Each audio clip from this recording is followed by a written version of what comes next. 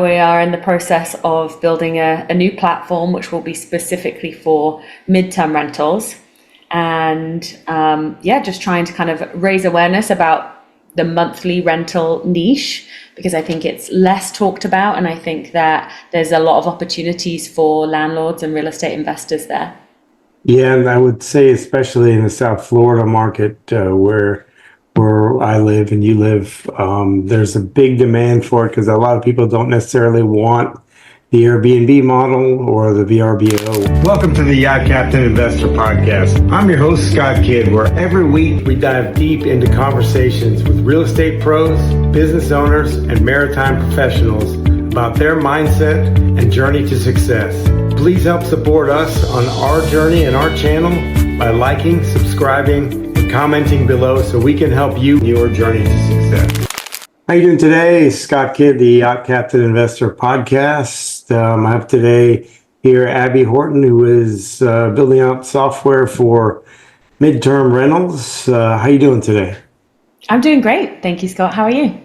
Oh, very good. I'm really happy and excited to talk about this stuff because it's a much needed niche that a lot of people don't know about. And we had a pretty great conversation about insurance rentals and stuff when we met at our meetup. And just tell us a little bit about yourself for people that don't know who you are.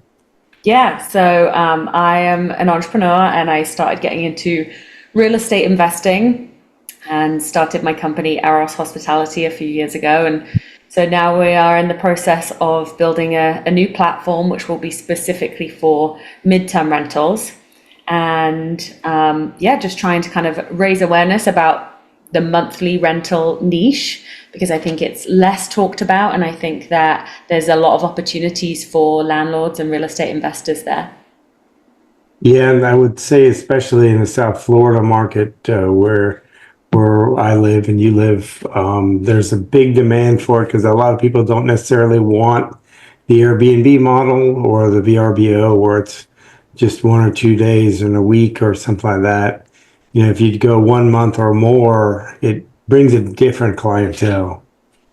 Absolutely. Yeah, I agree. And actually, it's one of the reasons that I love this model is that because it brings a different type of client. So a lot of people that do those other short-term rental platforms that you mentioned, you know, people are coming for a night, a weekend, a few days, and you know that along with that comes more turnover. You know, people are thinking about different things. Maybe they're coming for an event or a party or a vacation, which can just cause maybe carelessness or less regard for putting the trash out or taking care of the property. And I feel like with midterm rentals, when someone's staying for a minimum of a month, they just have a little more care about taking care of the property that they're living in. You know, they're going to be there longer term, and so it just brings a different mindset. Yeah, it definitely does, because I know that the short-term rentals, you know, the STRs, is such a different model. It's more labor intensive, more cleaning intensive, more maintenance intensive than the midterm rentals. And I know, you know, we spoke about insurance, you know, doctors, nurses, you know, corporate housing, stuff like that and so that would appear to me that would bring more of a professional class of tenant that would actually, you know, be taking better care of the property and stuff. So explain to a little bit about what the niche is all about and what your focus is and who your target demographics are. Yeah, so, you know, I built this business mostly working with insurance relocations, and, you know, it definitely makes for a cleaner transaction when you're working with insurance displacements.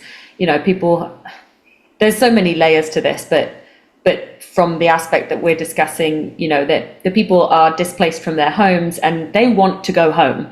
You know, it's not that somebody's just in transition somewhere else or relocating or, you know, moving to a new state or whatever it might be, why somebody might be looking for a monthly rental. But these people, they want to go home.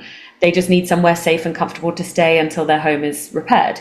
And so, you know, dealing with the insurance company is the one making the payments. So it just makes for a cleaner transaction. And I would think also the terms can be quite a bit longer than just a month, especially with a displacement. I know I've had friends of mine that they've had fire damage to their houses, they've had hurricane damage and stuff like that, and they've it was supposed to be 6 months and it turned in almost 2 years. And like you said, they wanted to go home and they didn't, the kids and everything else, and they did not want to stay, there, and, the kids are in a different school, they're in a different area, and then they have to move back. And then, they're going through also the construction part of aspect of managing that and managing the insurance company and everything else. So it kind of takes a load off where they actually have kind of a home, because that going in and out of hotels, living in a hotel for 2 years with young kids and stuff, that could cause some really one strange on the mom and pop relationship. That could be fairly difficult, and also it's very expensive to stay in a hotel, especially if they're paying for the insurance company's paying for meals and everything else. You're paying meals for 4 people plus, one or two rooms, a night in a hotel. And I know in South Florida, that none of that's cheap. Yeah, that can add up really quick. And so that's often another reason why we want to get them in somewhere as quickly as possible. But just like you mentioned, location is probably one of the most important parts, because a lot of people, if they have work commutes, school commutes, they need to be close enough to their home to still be able to do that. They often want to keep their kids in the same school. They don't In want to have to school, yeah. move them. So that's really important. But also, like you said, going back to the house to manage the contractors, and they have to still have access to where they were. So location is super important.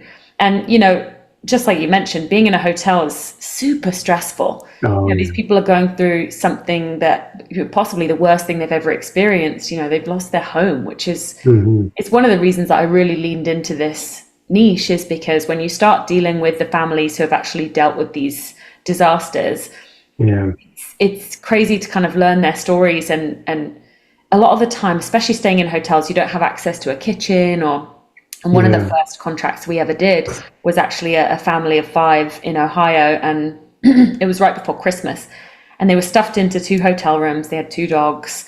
They couldn't make Christmas dinner. They wouldn't be able to have, a tree that they could sit around and just Mm. enjoy as a family. It was like split between 2 hotel rooms. They would have to go out for Christmas dinner, and we managed to get them into a place on December 23rd, and they were so Oh, nice. happy that we were able to get them in somewhere right before Oh, very Christmas. nice. So when you start to learn the people behind what's going on Yeah. here, it really makes a difference. Yeah, it really kind of feels like a really rewarding place to be able to provide them somewhere safe and comfortable. Well, yeah, just the sheer trauma of it, especially with the parents not being in their home, and plus the kids not being able to, be somewhere where they feel safe. They're in a strange place, and one, their house got burnt down Right. or flooded or what have you. And that's probably traumatic how they had to leave and everything else. And then now they're in a new place somewhere else, and all the other stuff that goes along with it. Explain a little bit about the process of how it works on your app. Like, say, is it a subscription based model, or is it just a user by user? Is it per property?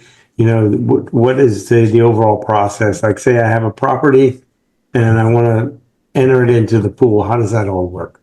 Yeah, it's super straightforward.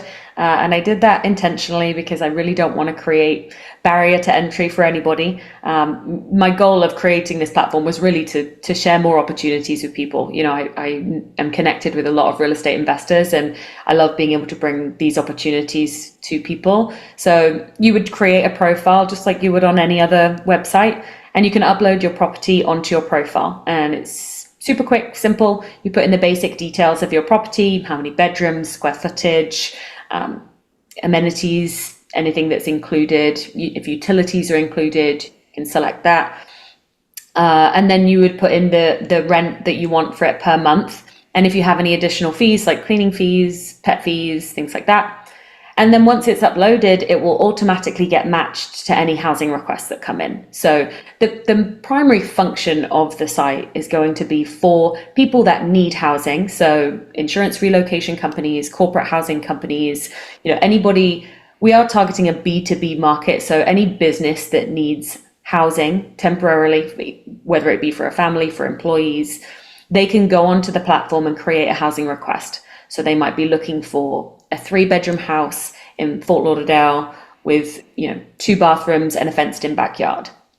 And if you have that property that matches that housing request, you will get a notification directly by email that there's somebody looking for a property that matches your property description. And if you have availability, you would be able to submit your property to be considered for that housing request. So then that insurance relocation agent or whoever it is that posted the housing request will be able to go on and look through all of the submissions, share it with the family or the people that are looking for housing, see which one's suitable, and the platform will facilitate the full transaction. So you can communicate, you can share documents, and then book all through the platform.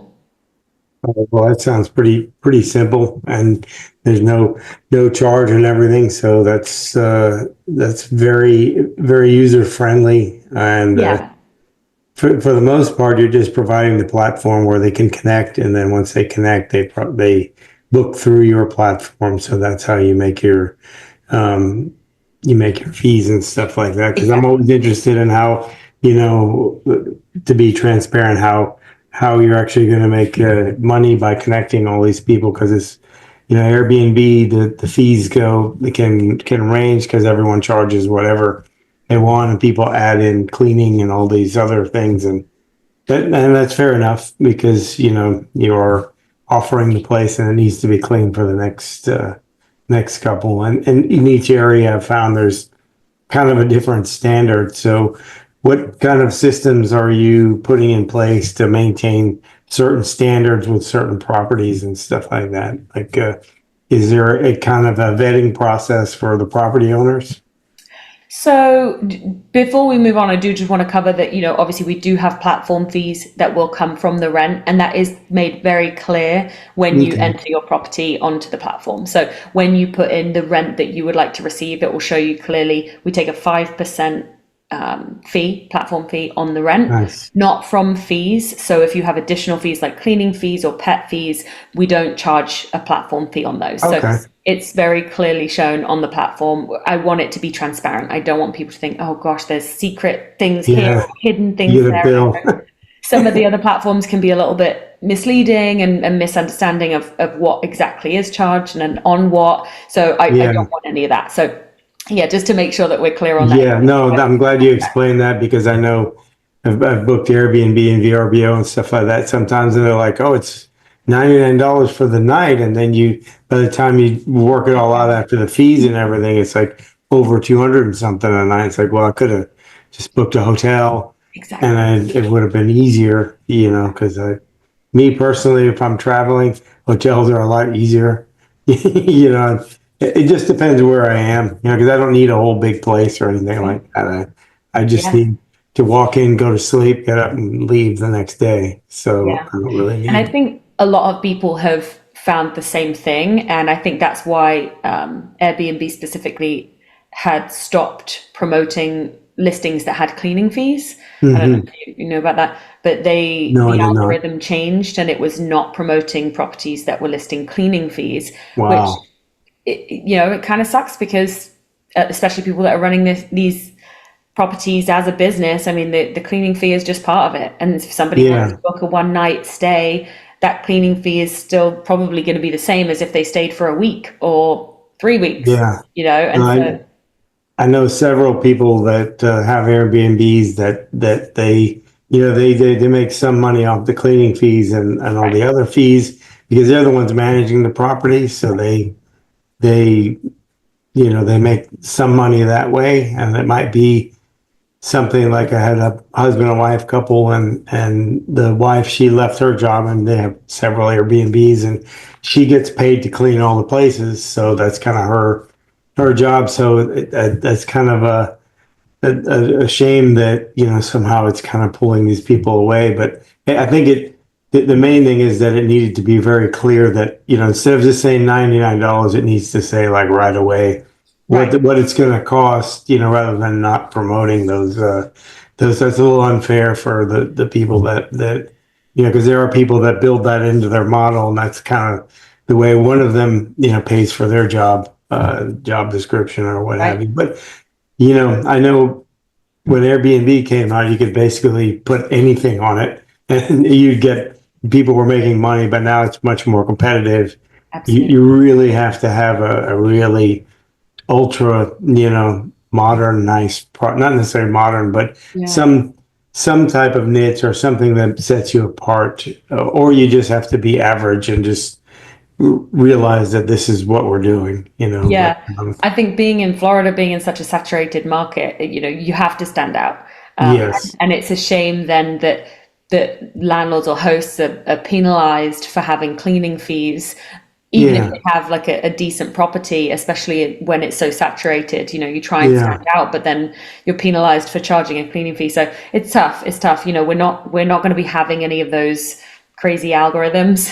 yeah. Like I said, I want it to be transparent and upfront, so you know exactly what you're getting into.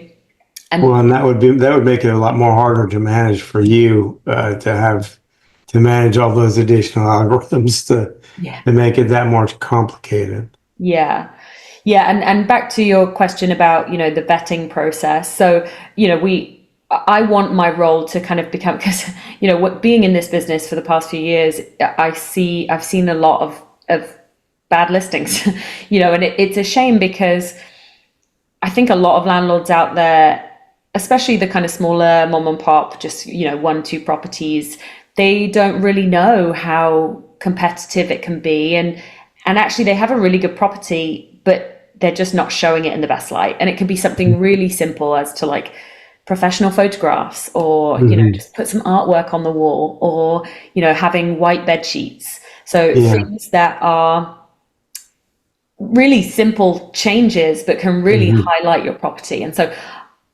I don't have a specific vetting process, but my role with launching Eros is going to be that I can spend more time helping to educate landlords on how to optimize their listings, how to get booked and stay booked. Because Hmm. like I said in the beginning, I really want this to be about sharing more opportunities and getting more people booked.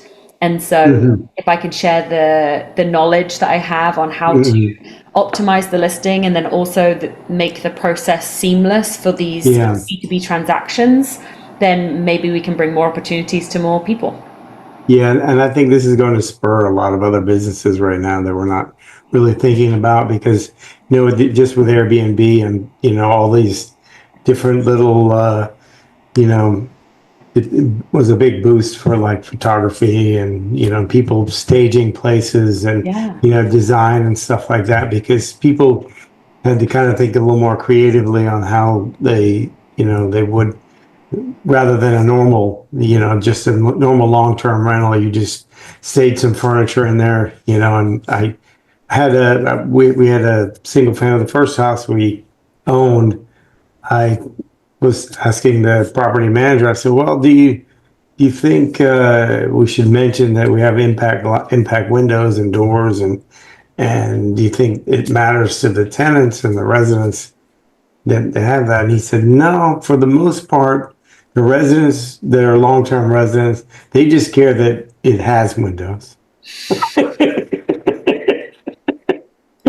gosh. It was like, okay, because like I know for me it's a plus because I don't have to run over there and put up shutters and stuff if a hurricane comes. But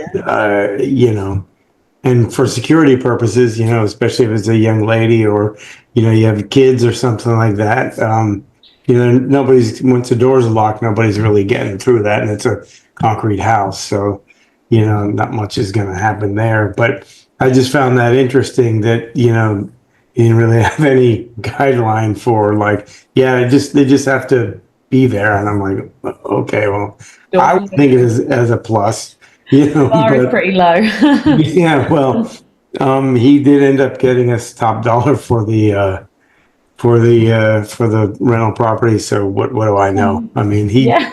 he had his list of clients, so he knew what he was doing. So it worked out. So is there particular like a list of things that would rule things out, like, or something that you would say, hey, no, we need to, or speak to the property owner and say, hey, we need to address these few issues because this is not the quality that we're looking for or anything like that, so that people have kind of a baseline to look for.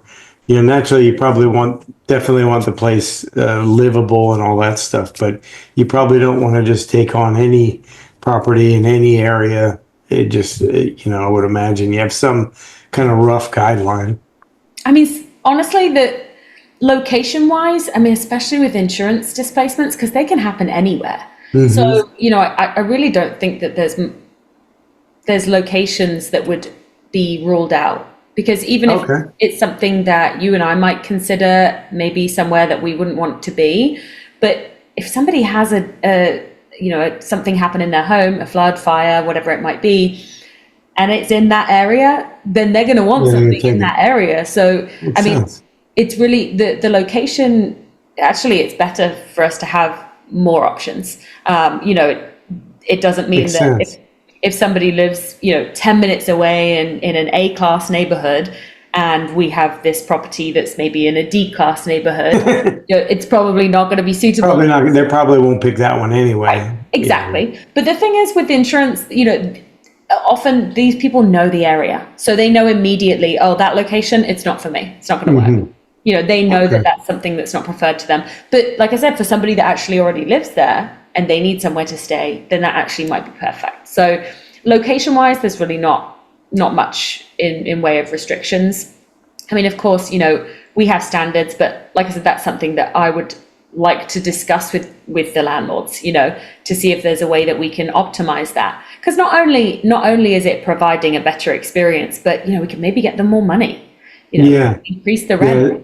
That's a good point, that if you teach them how to optimize their listing, and that's the same in any realm of real estate, commercial, residential. If you make the listing look good, you're going to catch more eyes, you're going to get more people in, whereas if I've seen it so many times there where the information's wrong, the pictures look bad, nobody really looks at it, and there was a friend of mine, she bought a property. It said 6 bedrooms, but it was on a residential site. It ended up being 6 units, Oh, and she knew where it was, and they priced it wrong, and he was able to get it and get it seller financed and everything, and end up being a boom for her, okay. which so it just makes sense that you definitely want everyone to be optimized on their listings. So and I would imagine this. How do the insurance companies pay? Do they pay by zip code, or is there a certain, was it according to how much or the insurance they have or where they lived before? How does Yeah, that work? that's a good question. They definitely consider fair market value when they're looking at the rental prices, but in terms of what it, it comes down to what the policyholders policy allowed. So there's a section of home insurance that covers specifically your living allowance, so your additional living expenses, the pot of money within your home insurance that allows you to have temporary housing if you need it. So Mm, that will depend on your policy. okay. People have more, some people have less. I Yeah. think that also comes down to the property that you were living in, because the reason we pay home insurance, on a smaller home, it's going to cost different than a 5 bedroom mansion.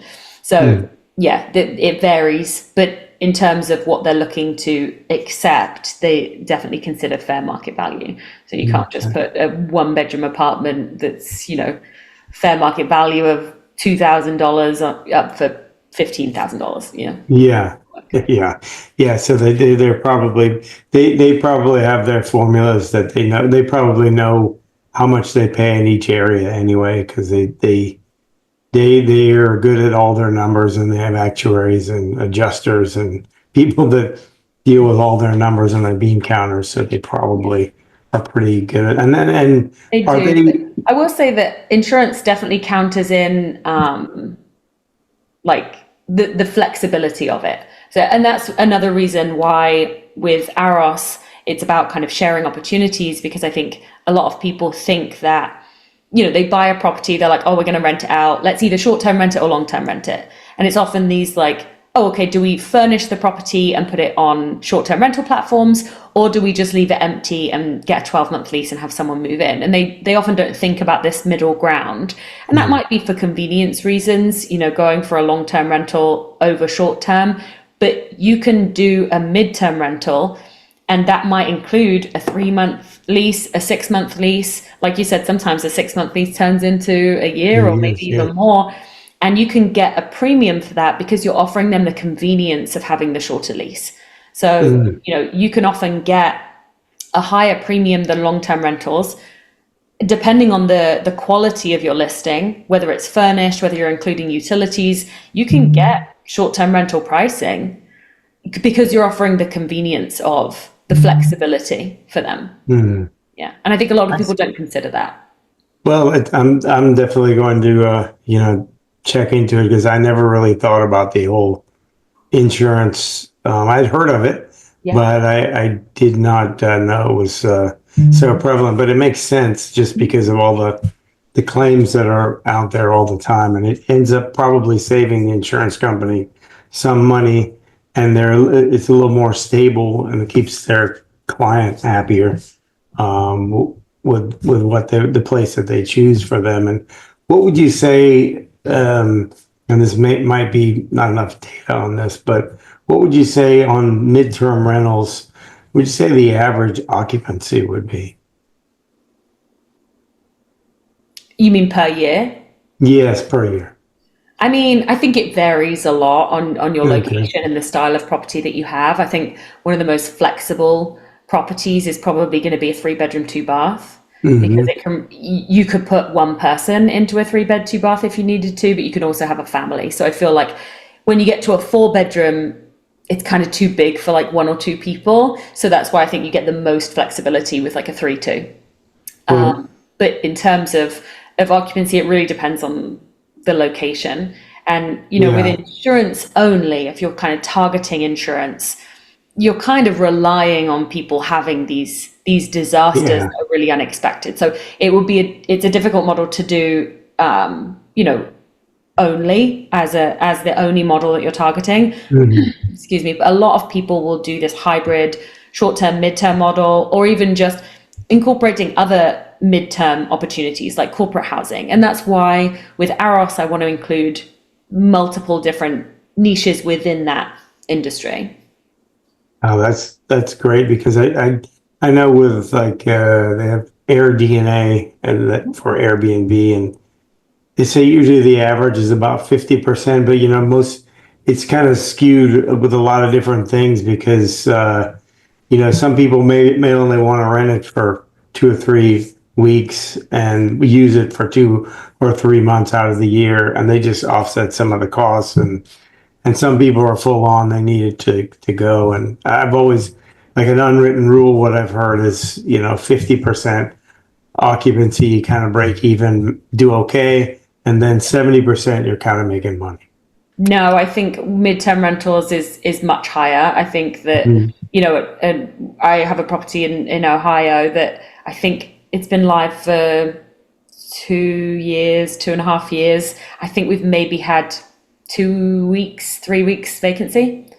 Oh, wow. Yeah, it's consistently booked. Mm. And I don't book in advance, so I will let the tenancy finish and just wait for the next one.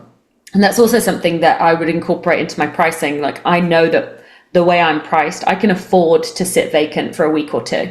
And I'm okay with Okay. doing that because, especially with insurance relocations, because they don't plan ahead for that.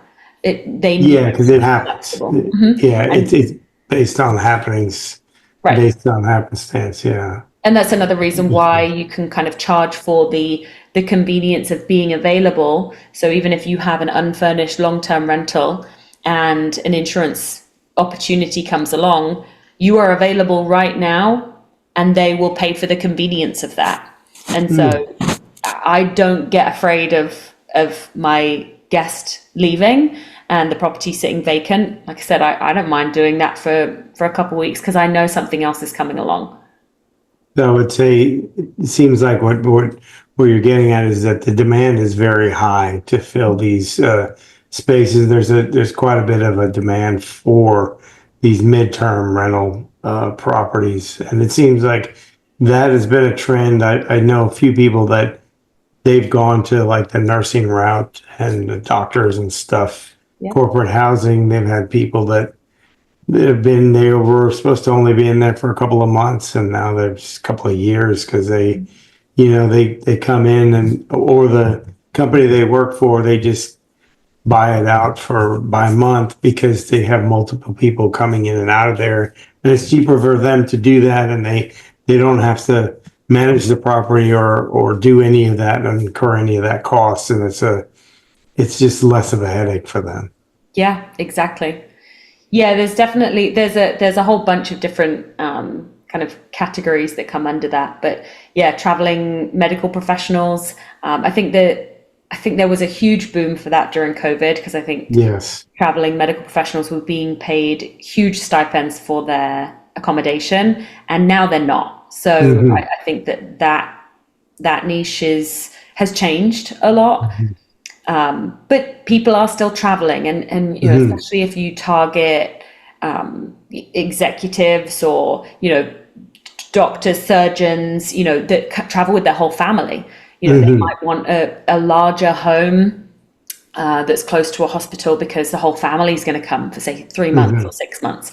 So that's something also that you can target. There's just all these little pockets of people.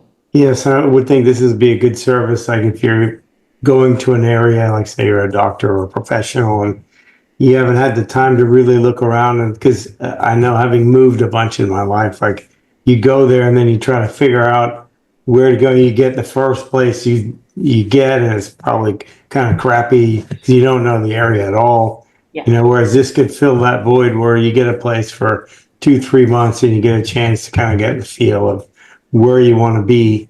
And then you're not really committed. You don't have that 6 month lease or 1 year lease so that, and your company may be paying for you to relocate and maybe they'll absorb the cost in there before you, or, maybe you're buying a house and your house is not ready yet because there's a renter in there and they need to sort out the place and stuff. So it fills that gap as well. Yeah, there's a Um, lot of reasons why people are in need of temporary housing now. I think, especially since COVID started, so many more people working remotely and able to travel. And then also people relocating, wanting to move to a new state maybe, but wanting to just figure out the locations, like you mentioned. That's happening more and more. So they're not mhm. going to commit directly to buying a house. They want to be there for a few months first. And we see a lot of people traveling like contractors. So people coming to Mhm. work for solar panels, pipe fitters, Mhm. electricians, even, companies like Walmart or, huge corporations. They're going to use their own people, Yeah. project managers, especially the kind of administrative side of building new locations. They have their own people that they send for that. They don't hire local people. So Mhm. all of those people need somewhere to stay. Yes. And I would imagine a lot of this will come into play, especially in Florida, when we have the storm season, which is now. You have the hurricanes come, and then a lot of these people have to come. And when they're rebuilding a place, they might be there for, just the cleanup alone, it'd be anywhere from a few weeks to a few months, Yeah. and you see it a lot. And the state of Florida has gotten really good at hurricane preparedness. And you see these guys standing by, waiting for after the storm, and then they deploy. So they all need places to stay and they all need a place to go. So it would only make sense that this could fill the gap. I was just thinking something I just thought of just now is you building your software. Is there any other software out there like it that is competitive? Because I know there are like stuff that caters to corporate housing, stuff that caters to doctors and travel, and our companies that need people to relocate. But is yours, as far as I know, yours is the only kind of all-in-one platform so far. Yeah, so there's similar things out there in terms. Well, no, I think there's platforms out there that are aimed at midterm rentals, and there are platforms out there that will serve a similar purpose. But ours really is kind of the reverse of, you think your typical platforms like Airbnb, Zillow, Furnish Finder, ours is the reverse of that. And this was kind of designed more for the people looking for housing to really streamline the process for them. Because when we started working with insurance relocation companies, I realized that the process of finding the property that they need that matches what they're looking for can be really time consuming and laborious. Yeah. And so it was like, okay, well, how can we make this more efficient? And it was like, what if I put this out there? I need a 3-bedroom house with 2 bathrooms in Fort Lauderdale, near 123 Main Street with a fenced-in backyard, and let the people who have these properties come to us, rather than having to just call, is your property available? Oh no, I forgot to update the calendar. Oh, trying to get hold of the landlord, they don't answer. You have to leave a voicemail, and then reach out to them by email, they don't reply, and it's all this kind of back and forth and trying to figure out what works.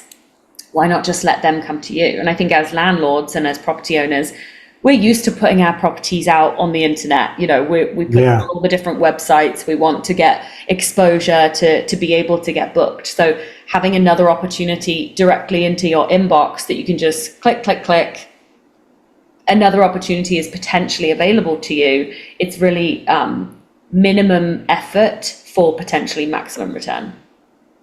Yeah, well, having a central place where landlords can be, it just makes sense, just mainly at this point, it'd be just getting the word out there and getting as many properties on the platform as possible. And are you going to do any type of like a commercial space as well? Like if people need a temporary place to house their, say they're coming for a job or something like that,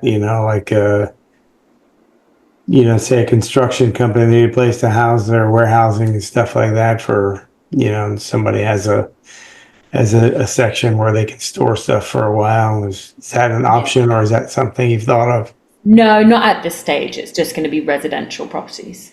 Yeah. Okay, that's interesting because I always thought there'd be a demand for that. It'd be a little more complicated, I think, but than what you're doing, because this, we're finding solution is finding a place for people to live. Whereas I would think if there's a storm, something like that, people are going to need to put all that equipment somewhere. Yeah. And that can be pretty big task because there's some of these disasters are pretty bad, but at least to be able to house the people that, because I know that storm when Fort Myers had hit there, my wife was on there. We had to take our daughter to the doctor over there and had to do some treatment over there. And she could not find a hotel within an hour of Fort Myers. And so something like this would have been good for, just a solution. Because even all the Airbnbs and everything else, we would have gladly paid for, a little bit longer. Right. But it is what it is. That's, hard times a lot of times come with some hard solutions and sometimes some great solutions. Yeah. Yeah. Yeah. So going forward, do you have any targets for, like next year you want to have X amount of properties on the platform? Are you focusing on a couple of states, or are you focusing on nationwide right now? So we're working nationwide. We will start to target states in the beginning, but we are open to nationwide. The initial phase 1 of launching Aros is just going to be for landlords and property owners. So we want to get to at least 1,000 properties before we actually start onboarding the housing requests. just to make it more valuable for the people looking for housing. But as we build, the platform will become more valuable for everybody. So the more properties that we get, the more housing requests we'll be able to get, and then the more properties, and it will become Yeah, it'll more feed valuable for itself. everybody. Yeah, you'll get to Exactly. a critical mass at some point where it'll feed itself. Yeah. So the first goal is 1,000 properties. Yeah. Okay, and so you're just about to launch now. You're in the beta version right now. Well, I for one look forward to taking a look at it and seeing where it can help a lot of people and plan on sharing it with people just because I think it's such a great idea and it fills a need that a lot of people need and that it solves a problem that a lot of people have. And people don't necessarily want to be long-term landlord or a short-term rental landlord. And this fills a gap of also for the insurance companies, corporate housing. It's a very great niche. Well, this has been really great, and I think this definitely is going to be a bigger thing going forward, just because it's such a great idea. And I really appreciate you coming on and telling us more about it because it's something I didn't know very much about myself. But if people want to know more about your app and your website and you and in particular, what would be the best place for them to find you? Yeah, you can find me on Instagram at the Abby Horton. And if you want to follow me and send me a DM with the word MTR Scott, so I know that you're from this podcast, then I can send you a resource, which is like a midterm rental setup checklist, which is just all the important things that you need to be thinking about to have in your property to get ready for a midterm rental stay. Wow, that's really great. A midterm rental checklist. That's fantastic. Well, I really appreciate you coming on, and we will be discussing this more, and we'll probably have a follow up with you in a little while just to see how it's going, see how we can help you promote and everything, keep this going. Yeah. This was really great. I'm Scott Kidd with the Yacht Captain Investor Podcast, and just as a reminder, if you like what we're talking about, please like, subscribe, comment, and share with your friends. And we'd also like to know what your thoughts are on these topics. And as always, it's a quick reminder that the best investment that you can make is the investment in yourself. Thanks again, everybody, and we'll look forward to talking to you soon.